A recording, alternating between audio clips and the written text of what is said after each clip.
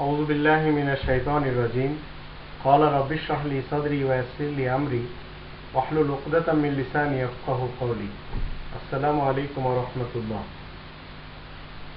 হুকুমের মালিক একমাত্র আল্লাহ, এছাড়া অন্য কোনো রাসূল কি নিজেদের পক্ষ থেকে, কোনো নবীরা নিজেদের পক্ষ থেকে হুকুমদাতা হিসেবে এই পৃথিবীতে এসেছেন? কোরআনের ইসলামে আমরা অনেক কিছু পাই না যেগুলি মানুষেরা নিজেদের পক্ষ থেকে হুকুম হিসেবে চালিয়ে দিচ্ছে। যেমন ধরুন, মাথা ঢাকা, দাড়ি রাখা,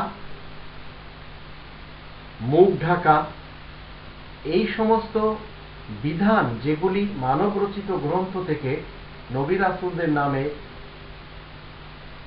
সমাজের ভিতরে প্রচার প্রসার করা হয়েছে, কোরআন আমাদেরকে বলবে যে প্রকৃত অর্ডারদাতা কয়জন।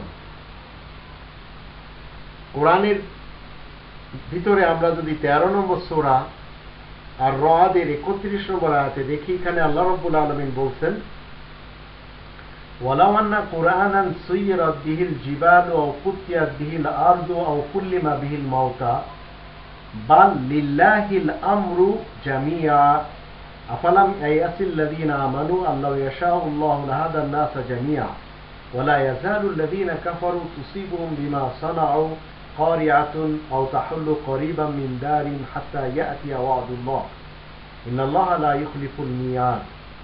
আল্লাহ রাব্বুল আলামিন বলছেন 13 নম্বর সূরা রাদের 31 নম্বর আয়াতে, এই যে কোরআন, এই কোরআন এমন নয় যে এর দ্বারা পাহাড়কে চলমান করা হবে।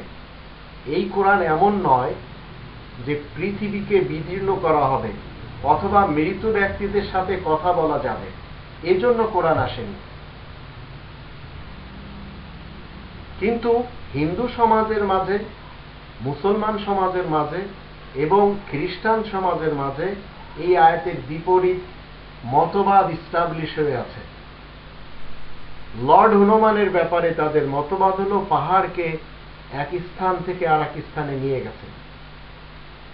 একটি জানোয়ার, চতুষ্পদ প্রাণী, আল্লাহ তাআলার সৃষ্টি, তাকে লর্ড বলা হচ্ছে এবং তার শক্তি দেখানো হচ্ছে যে একটি পাহাড়কে চলমান করেছেন। তারপরে মৃত্যু ব্যক্তিদের সাথে কথা বলার ব্যাপারে মুসলমান সমাজের মধ্যে অনেক সুফিদের ধারণা হলো কবর থেকে অনেকে হাত বের করে দিয়েছে এবং কবরবাসীদেরকে সালাম করলে তার উত্তর দেয়। ঠিক এই রকম মতবাদ ইহুদি খ্রিস্টানদের মাঝেও রয়েছে, কিন্তু আল্লাহ বলেন কোরআন এই জন্য আসেনি। তারপরে বলা হচ্ছে বাল লিল্লাহিল আমরু জামিআ। আল্লাহ বলছেন যে সমস্ত হুকুম আল্লাহ তাআলার এখতিয়ারে রয়েছে। যত হুকুম এই পৃথিবীতে দেওয়া হবে, যারা ঈমান আনবে তারা কি নিশ্চিত নয়?